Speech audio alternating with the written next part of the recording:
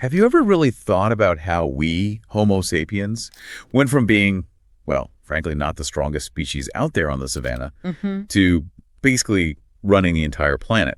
Today, we're diving into Yuval Noah Harari's huge book, Sapiens, to look at the key moments, the revolutions that made us who we are. Yeah, and Harari's main point is pretty striking. He says our real superpower isn't, claws or speed. It's our unique ability to make up stories, fictions, and crucially, to get everyone else to believe in them too. That shared belief, that's what allowed us to cooperate in ways no other animal possibly could. Massive cooperation. Okay, so let's explore those big shifts, those turning points driven by this storytelling ability. So where does Harari pinpoint the real start, the first big jump for us, maybe 70,000 years ago? That's what he calls the cognitive revolution.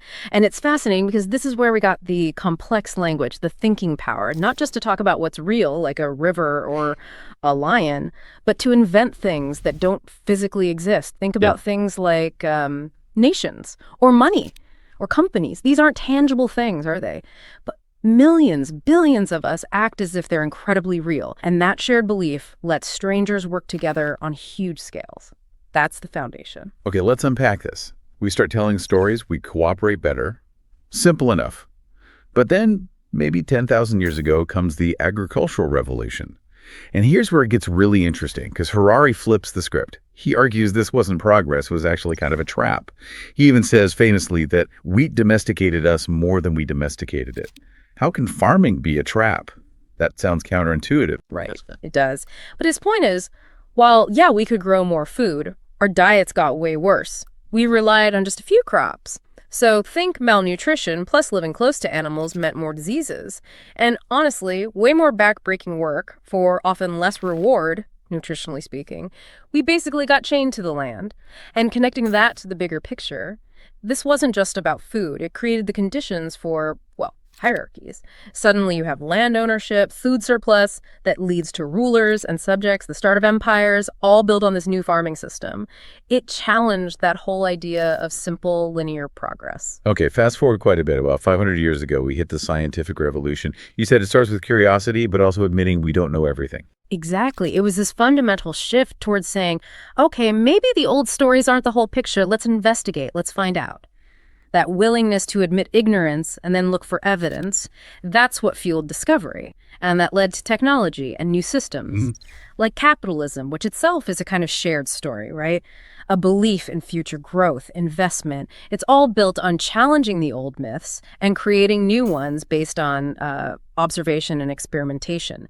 This constant questioning drove incredibly rapid change. So what does this all mean then? It feels like these revolutions, cognitive, agricultural, scientific, they're all linked by these unifying myths, these powerful stories we tell ourselves, stories about everything from, gods to Google, from wheat fields to Wall Street. That's precisely it. The core lesson from Sapiens is that we rule the world because we're the only animal that can cooperate flexibly and in huge numbers. And we do that through these shared fictions, these common beliefs. Money, laws, nations, religion. They're the invisible architecture of human society. And looking ahead, Harari ends with a pretty big thought, right? About biotechnology, AI, maybe becoming something else. Homo Deus, he calls it. Yeah, and this raises an important question, a really profound one. If our whole history is about the power of the stories we believe in, what happens when we gain the power to rewrite the story of life itself, to change our biology, maybe even conquer death? Our future, he argues, is going to hinge entirely on the new stories we decide to tell ourselves and to believe in collectively. So ultimately, the big takeaway is, humans don't just live in reality. We live inside the stories we construct off reality. They shape everything. Which leaves us, and you listening, with something to think about. What stories are you living by right now? And maybe more importantly, what new stories will we choose together to shape whatever comes next?